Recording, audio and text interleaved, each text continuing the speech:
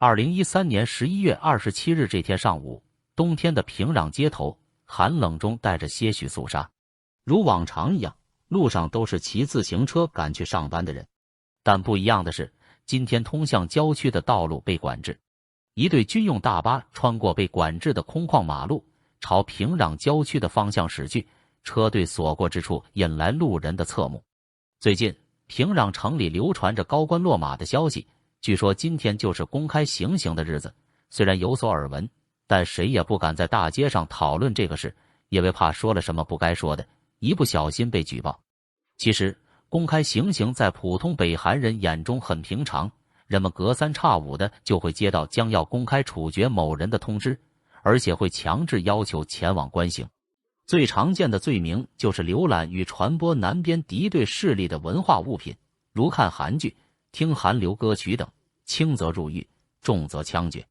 但今天这次公开处决似乎有些不同，虽然平壤城内转得沸沸扬扬，但普通民众却没有前往观看，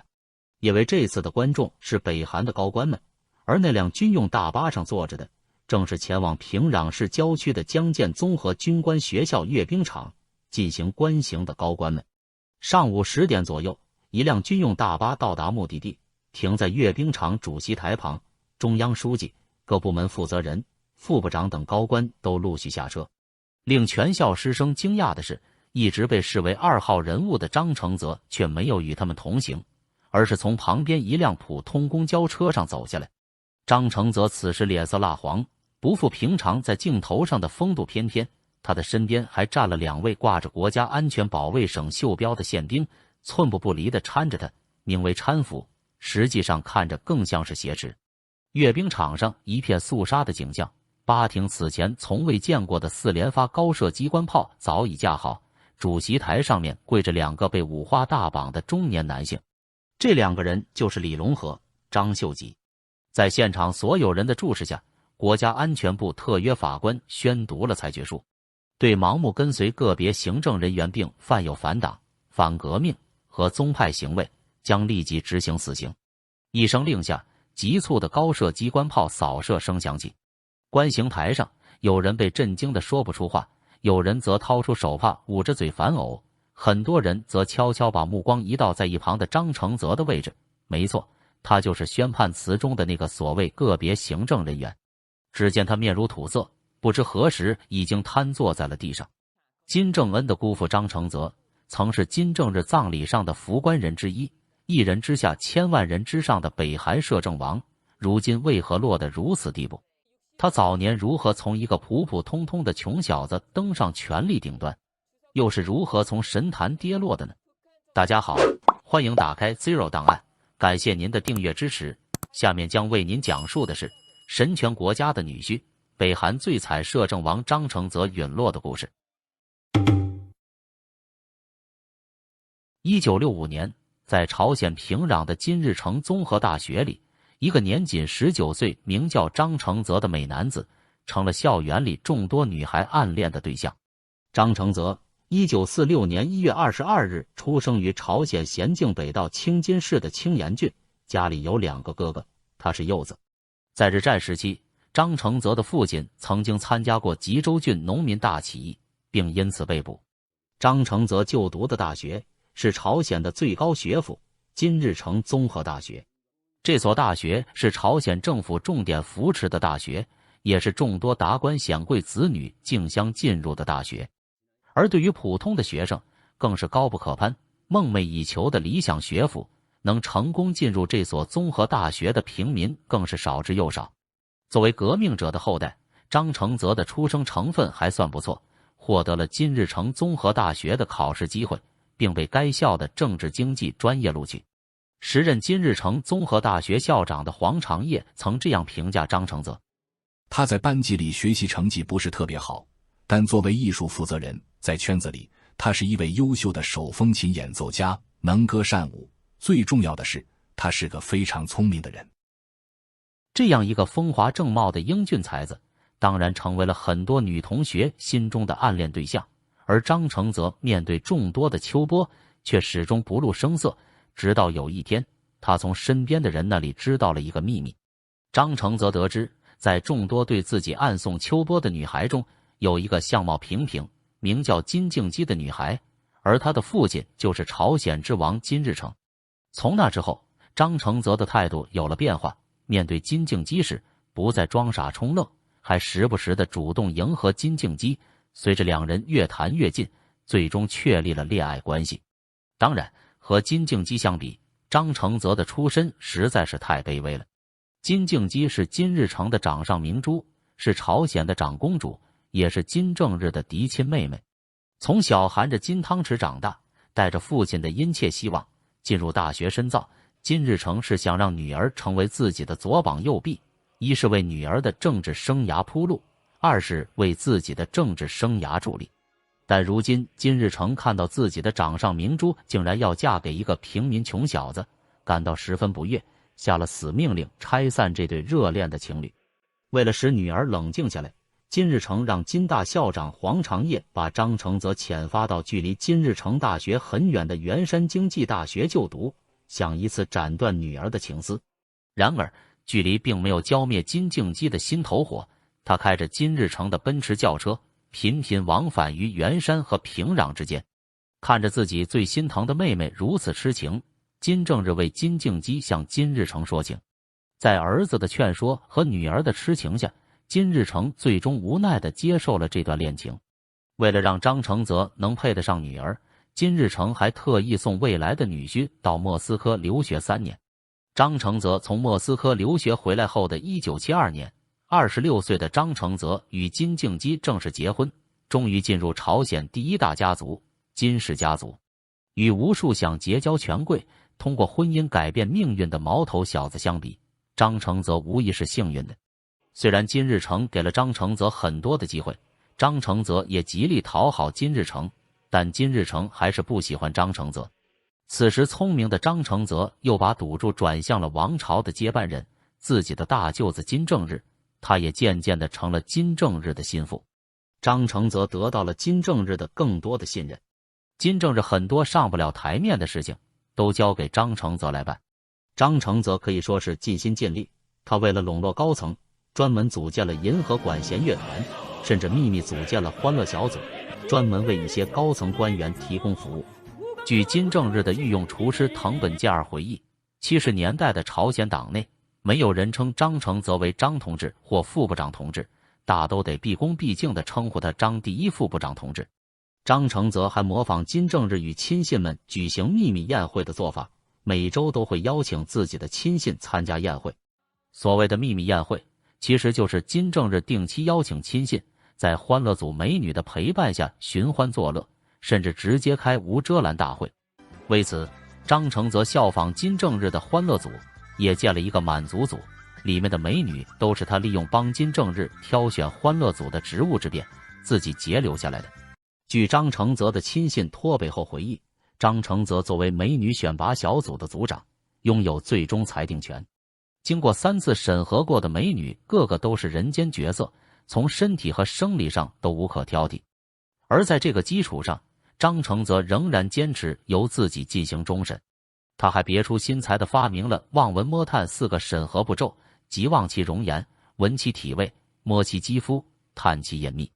遇到中意的美女，甚至还会要求对方抬起大腿看个仔细。张承泽还经常陪着高官们同乐。与此同时，张承泽与金敬姬婚后的生活并不如意。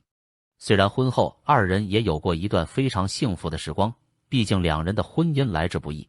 金敬姬4岁的时候，亲生母亲因病去世，不久后金日成再婚。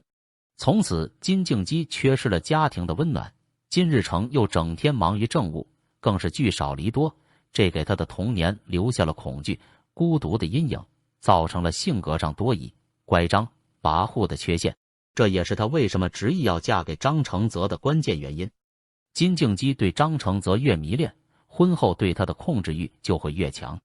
金敬姬从小养成的千金脾气让张承泽倍感压力，她对丈夫的一言一行盯得极紧，常常因为无端的猜疑而怒火中烧，暴跳如雷，搞得张承泽焦头烂额。为此，张承泽还专门找过金正日诉苦。金正日深知妹妹的情况，除了对张承泽表示理解外，其他也没有任何办法。特别是他们的女儿金松因婚姻被反对自杀后，夫妻两方更是闹得不可开交。虽然婚后生活不如意，但胸怀抱负的张承泽却依靠婚姻打开了人生的另一道门。虽然得不到自己老丈人金日成的肯定，但张承泽傍上了自己的大舅子金正日这棵大树。1976年，张被任命为劳动党候补委员。1978年任劳动党中央组织指导部平壤市地区负责指导员与党员登记部部长。此后，他成为了自己的大舅子金正日最亲密的助手之一。1978年，他在平壤某个外交使馆与亲密伙伴参加每周一次的聚会时被国家安全局抓获。在当时已被指定为金日成接班人的金正日的授意下，张承泽接受了2年的革命教育。金正日愤愤不平地指责张是喝了资本主义的水而变得颓废。在与金敬基结婚后的第10个年头，也就是在金正恩降生的前1年，等待了10年的张承泽开始在政坛上平步青云。1982年10月，他被任命为朝鲜劳动党中央青少年事业部副部长。此后的张承泽坐上了上升的快车道，2年一小升，3年一大提。1992年4月被授予金日成勋章，1992年12月成为朝鲜劳动党中央委员会委员。1994年7月8日，金日成逝世后，成为朝鲜劳动党中央委员会委员和国家殡葬委员会委员。1995年11月，金正日就任朝鲜领导人后，经过数次提拔，49岁的张承泽已官至正一品。当年那个身边人口中的第一副部长，真的开始出任劳动党中央组织指导部第一副部长，进入中央政治局，这是朝鲜劳动党的一个关键职位。张承泽的一路高升当然有一个重要的原因，那就是他与金日成接班人金正日的关系。1994年，金正日刚刚接班，死后数年正是金正日戮力掌权之时，而自己的妹夫张承泽成了他最为信任的人。1990年代初，随着苏联解体和经济崩溃，朝鲜缺乏能力购入粮食和肥料，加上1995年至1997年遭遇连年自然灾害，粮食产量大减，从而造成了在1995年至1998年期间的全国饥荒。此时金正日意识到社会弥漫着一片不安情绪，而朝鲜劳动党中央书记局书记黄长业的叛逃似乎更印证了这一点。他认为要做一些事来转移人民的视线，同时考虑到自己已继承最高领导人职务3年，势力已稳，故有意清除其父金日成的部下。为此，他在1997年声称国内潜伏着大量为韩国和美国工作的间谍，因而发起一场举国性的肃清运动。金正日让其妹夫兼朝鲜劳动党中央行政部部长张承泽负责此事，并交由社会安全部执行。行动起源于朝鲜劳动党农业委员会委员长徐宽熙和一个集体农场的管理委员长黄金书，二人先前为金日成的重臣。然而1997年，二人却分别被冠上美帝国主义间谍和窃取国家财产的罪名，在平壤公开处决。随后，社会安全部成立了深化处理徐宽熙事件小组，深化组事件的名字因而得来。在此期间，张承泽还出于私人恩怨，将曾为金正日近臣的文成树打倒。据说他曾因将张承泽个人操守的劣行告知金正日，而与张承泽结下仇怨。为公报私仇，文成树在接受调查期间遭酷刑折磨后自尽。文成树自杀的消息不久后传入金正日的耳中，使得他相当震惊。与此同时，牵连过广，使得深化组引起了社会的不满。民众及官员中出现这样的议论：如果那些忠于金日成的官员和居民都是间谍，国家怎么能够维持下去？为平息事件，最后深化组因丑闻被撤销，其3名负责人中有2人被处死和关押，唯独张承泽安然无恙，足见其作为金正日心腹的关键作用。一路高升，又躲过处分，让春风得意的张承泽有些飘飘然。他对金敬基的关注日趋淡漠，并开始大吃大喝，花天酒地。据在首尔的脱北者和2002年访朝时见过张承泽的韩国政界人士表示，张承泽夜夜笙歌与花心当时已经成了公开的秘密，而他的花心让金敬基极为不满，动辄对其大加指责。而作为张承泽的后台，张承泽拿金敬基也没办法，只能忍气吞声，做个妻管严。就在张承泽顺风顺水的时候，一个看似普通的事件引发了一连串的蝴蝶效应，也成了张承泽人生道路上的重大转折。2004年2月，当时人民保卫部部长正在为儿子操办婚礼，场面极为奢华，应邀前来的嘉宾也是非富即贵，其中一名官员的司机因酒驾导致了一起车祸。在调查车祸的过程中，曝光了婚礼的嘉宾名单，张承泽的名字赫然在列。金正日得知此事后非常气愤，张承泽是深受自己信任的人，这样的人怎么能与保卫部部长如此密切的往来呢？此时金正日意识到张承泽正在做大，并且有结帮拉派的嫌疑。金正日生气了，借着婚礼聚会事件解除了张承泽组织指导部的职务，还将他管辖的对外保险总局等多家机构和公司全部收回。张承泽被贬为党校负责人，以此来警告张承泽。在这次事件中，张承泽的很多亲信也因此受到了制裁。好在金正日并不想把张承泽怎么样，更像是给他的一个下马威，同时给妹妹金敬基出口气。张承泽的工作能力有目共睹，金正日环顾四周，发现还是自家人好用。于是2006年，在经过2年流放之后，张承泽重获任用，他被任命为劳动党中央群众团体及首都建设部第1副部长。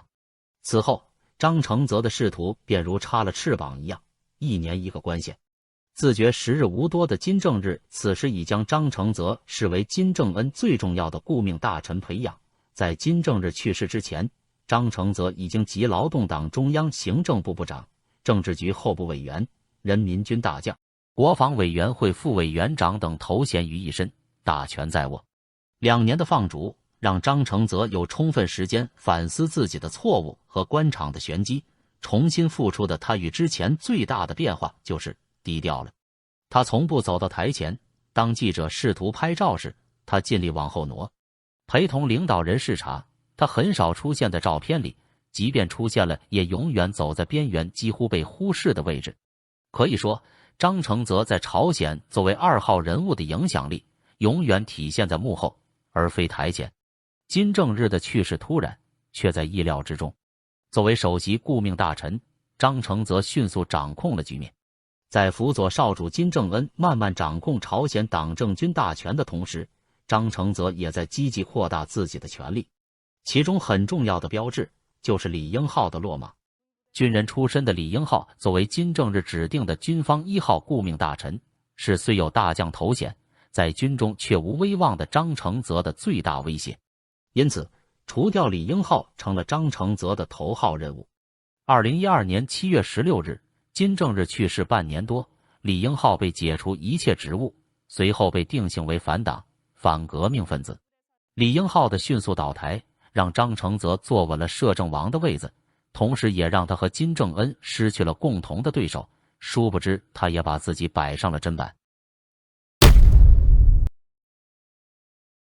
2013年12月8日这天，在朝鲜劳动党的中央政治委员扩大会议正式开始前，在场的人都注意到了与往常不一样的地方。首先是会场的座位与之前相比空出了好多，他们还发现原本位列主席台的中央行政部部长张承泽，此时竟低着头，在讲台下的位置上一言不发。整个现场一片寂静，鸦雀无声，大家都知道发生了什么。因为几天以前的那场处决，他们大部分都在场。许多人的脑海里都回想起了那天在江建综合军官学校阅兵场的情形。那天上午，李龙河和张秀吉全身被五花大绑从车上押了出来的景象，大家还历历在目。李龙河是朝鲜中央行政部第1副部长，主持行政部日常工作，还负责主管国内日常商品流通工作。北韩因为是计划经济，国内所有的生活用品都需要自上而下的进行分配，而掌握分配权的正是李龙河。可谓是位高权重。他还曾随同金正日考察羊毛厂，获得努力英雄的称号。在2012年3月的妇女节音乐会上，他与太太在金正恩面前倾情献唱，被认为是朝鲜的实权人物。张秀吉则是朝鲜中央行政部副部长，排名在李龙河后面。他主管朝鲜胜利商贸社，该商社专门负责朝鲜的海外贸易，主要负责为金家赚取宝贵的外汇，也是个实权人物。而这两个人除了中央行政部副部长这个共同身份之外，他们还共同有一个隐藏的身份，他们都是听命于张承泽的亲信。据后来脱北的北韩驻英外交官太永浩的描述，处决这两人所用的武器是8挺高射机枪。短短4秒钟的枪响过后，观台上的人已经看不到李龙河和张秀吉的身影，他们已经成了七零八落的碎片。然后是一阵火焰喷射器的喷射。当大家把目光转向在一旁的张承泽时，发现他坐在原地目光呆滞，整个人已失去了知觉。之所以使用破坏力巨大的武器，是因为金正恩想最大限度地增强观众的恐惧感。曾任高阶主管的脱北者的证词也与此类似。李龙河和张秀吉已经被打得惨不忍睹，被装满1000发子弹的高射炮发射了4秒钟。朝鲜劳动党前官员还有高阶脱北者们的证词也差不多。他表示李龙河和张秀吉消失得无影无踪，只剩下脚踝，太可怕了。张承泽以及其他许多目睹这一幕的高官都尿了裤子。有报道称，12月8日，金正恩在政治委员扩大会议上长时间的愤怒斥责张承泽后，张被国家安全部安全委员现场抓捕并带出会场。12月9日下午3点左右，朝鲜公布张承泽前一天在朝鲜劳动党中央委员会被捕的照片。劳动新闻12月9日也在头版文章介绍了张承泽的倒台。对于张承泽被整肃的原因，劳动新闻报道称，张承泽通过派系活动扩大势力，企图夺取党的唯一领导权。劳动新闻在一篇长达20页的头版文章中详细报道了张承泽的不当行为。据劳动新闻报道，张承泽从事宗派行为，在人民面前假装支持党和领导人，表现得跟其他人一样，转头却在暗地里背叛。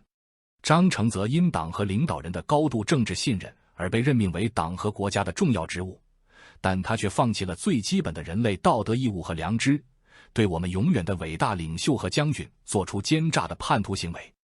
劳动新闻报道称，张承泽不仅被解除一切职务，剥夺一切头衔，还被开除出朝鲜劳动党。张承泽集团也已被抓获并被清除。12月12日，朝鲜国家保卫部对张承泽进行特别军事审判。朝鲜官方公布了其在法庭上受审的照片，他的双手被戴上手铐，并被士兵掐住颈背而低下了头。从照片上看，与以往展现出的样子不同，他的左眼皮浮肿，还有淤青的痕迹，嘴和手上也有被殴打的痕迹。在朝鲜的审判庭中被掐住脖子，意味着卖国贼不配看到祖国的蓝天，意味着他们在朝鲜体制下甚至没有被视为人。由于张承泽是一名军人，并在金正日死后被授予上尉军衔，因此审判作为军事审判进行，可以很快结束。其实张承泽的命运在被审判之前早就注定，包括之前开会被带走之类的画面，都只是为了宣传需要而导演的戏。被死刑宣判后立即执行，也是为了最大限度地制造恐惧。12月13日，他被国家安全部特别军事法庭判处死刑并执行。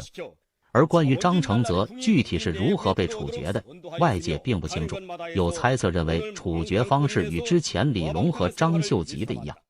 朝鲜日报报道，一名亲眼目睹北韩公开处决张承泽的人士证实，现场共发射了90发子弹。据说这一幕十分惨烈，一名观看公开处决的观众当场晕倒。更有说法认为张承泽是被金正恩放出恶犬执行了全决。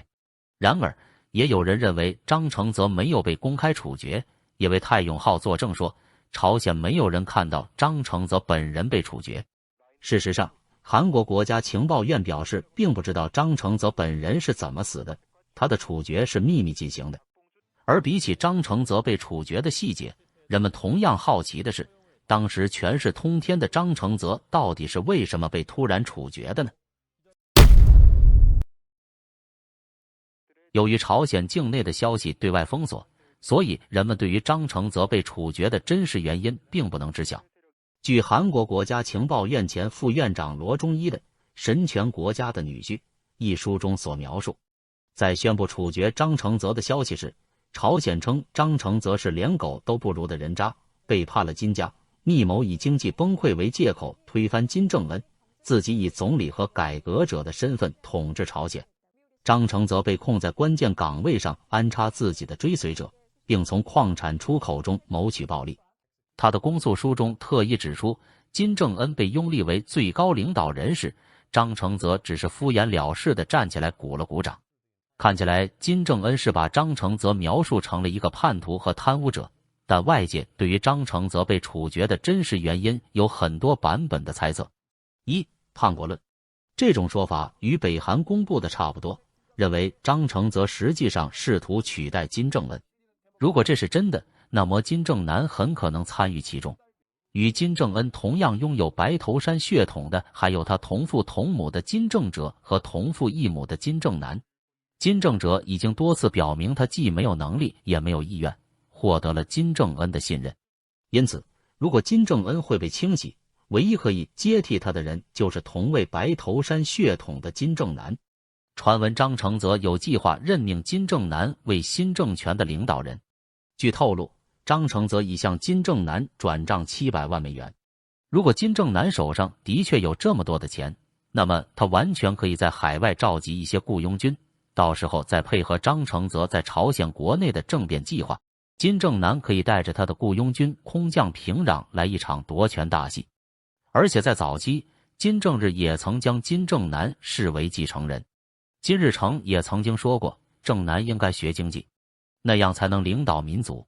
但据说2000年，他曾夸扬中国是改革开放，有人向金正日报告此事，金正男被指为革命的叛徒，同时受到继母高英基，也就是同父异母的弟弟金正哲和金正恩的生母的排挤，逐渐淡出公众视线。正是因为如此，金正恩才会觉得金正男会威胁其政权，因为他并不像自己同父同母的兄弟金正哲一样一直在自己身旁表明忠心。金正恩不得不暗杀金正男，但张承泽暗中阻止了金正恩的暗杀图谋。事实上，当暗杀金正男的企图失败时，金正恩就受到了北京方面的严厉警告。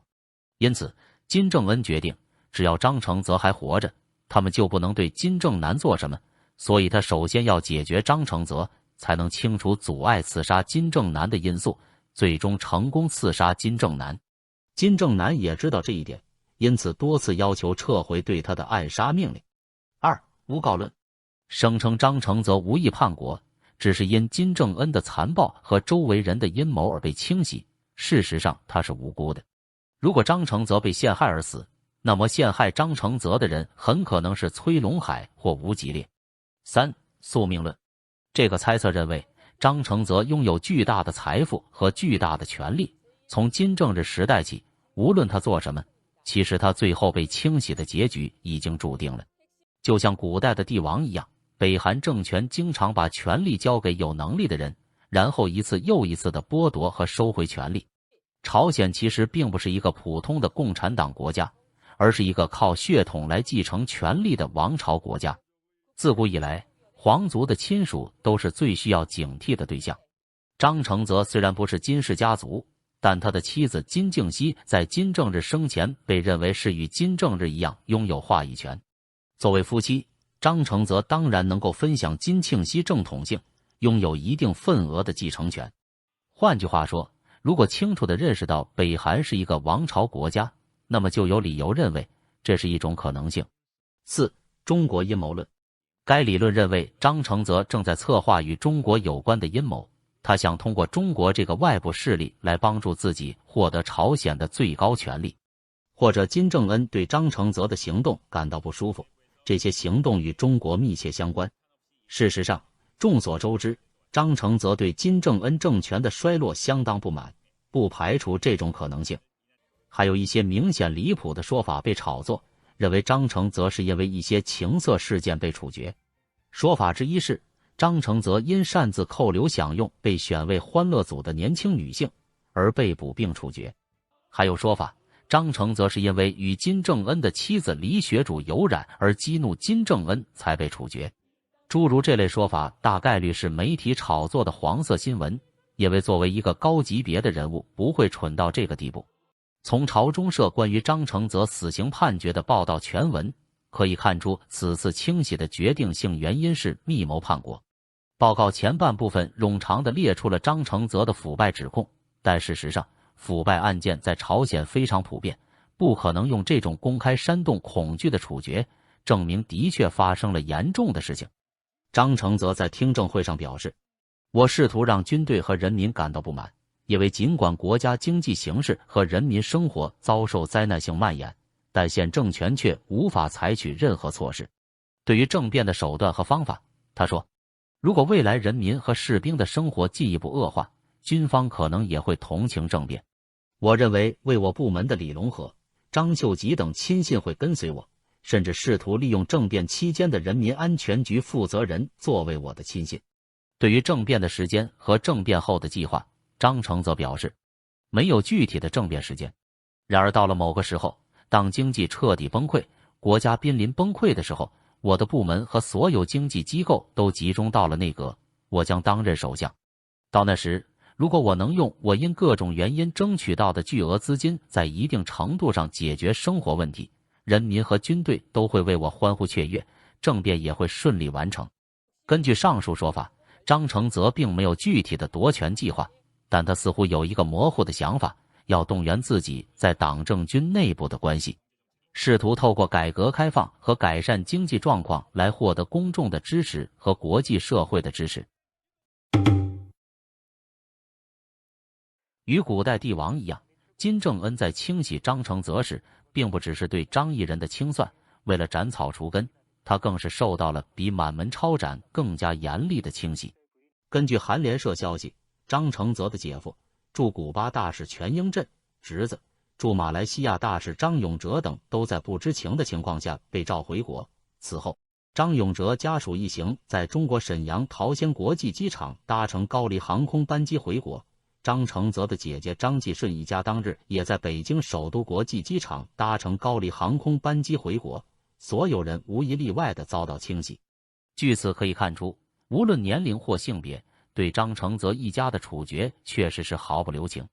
这次清洗规模还远不止于此，清洗的范围还有他所任职的部门，包括党政部、军工54部、安全部9局、安全部工程总局等党政以上人员15人。他们的家属被关进集中营清洗，甚至交出证件的年轻成员也被关押。约300人被开除出第54军部队。不仅安全公安部9局200多人被驱逐，至少4名驻外使馆外交官也被杀害。他们被强行遣返朝鲜，外交部的10多名家属被带到营地，后者的范围包括儿子、女儿、女婿、岳父。泰永号估计在张承泽清洗后受到牵连，被清洗的至少有1万人，数字远远超过申化组所清洗的数量。张承泽一系的11名主要高管全部被公开处决，数千名中层高管、党员及其家属被驱逐出平壤或者送入劳改营，一夜之间沦为敌对阶级。其实，像这种惨烈程度的清洗，并不是只有到了3胖时期才有的。从胖太祖金日成开始，金家王朝的3代王都有过这样差不多规模的清洗。在金日成刚建国时期，朝鲜劳动党内部派系复杂，包括延安派、苏联派、国内派和金日成领导的游击队派系。1953年，以延安派为主的反对派成员被清洗。1956年的8月宗派事件中，苏联派和部分延安派试图推翻金日成，但失败。随后，大量苏联派、延安派干部被驱逐、关押或处决。到1950年代末，金日成彻底掌控了朝鲜劳动党，形成个人崇拜的独裁体系。接着，在1950年代后期，金日成推行千里马运动，经济政策失误导致党内不满，部分干部遭到批判和清洗。1970年代，金正日被指定为接班人，党内老一代干部表示质疑。金日成的弟弟金英柱曾在朝鲜劳动党担任重要职务，但因被认为能力有限，未能满足金日成的期待，逐渐被边缘化。金英柱被调任到形式上的闲职，权力被剥夺，最终被彻底排挤到政治权力核心之外。金日成通过将家族成员置于严密监控之下，确保家族内无一心者能挑战他的权威。金平一是金日成的另一个儿子，但在金正日被确定为接班人后，金平一被排除在权力核心之外，并被安排到外交相关的次要职位。金正日也对异母兄弟进行压制，其他异母兄弟如金永日、金万日也被冷处理或软禁，防止其挑战金正日的地位。在金正日确立接班人地位的过程中，任何家族成员对这一安排的质疑都可能遭到打击。金正日的姑父、部分远亲因对其权力巩固表示不满，最终被边缘化或清洗。从1970年代末开始，金正日逐步清洗老一代革命干部，削弱其父亲旧部的权力。在1994年金日成去世后，金正日进一步清理不服从其领导的党政军高层。1990年代中期，朝鲜发生严重经济危机，整个朝鲜进入苦难的行军，社会不满加剧。金正日加强了对国内不满分子的打击，尤其是叛逃者的家属和被怀疑对外有联系的人。党内对经济改革持不同意见的干部遭到肃清。金正日实施先军政治，加强对军方的控制。期间，部分部中的军方高层被整肃。金家王朝的统治者对自己亲人都如此狠毒，就不要说那些北韩普通的老百姓了，他们在三胖家族的眼里只能是世世代代的奴隶而已。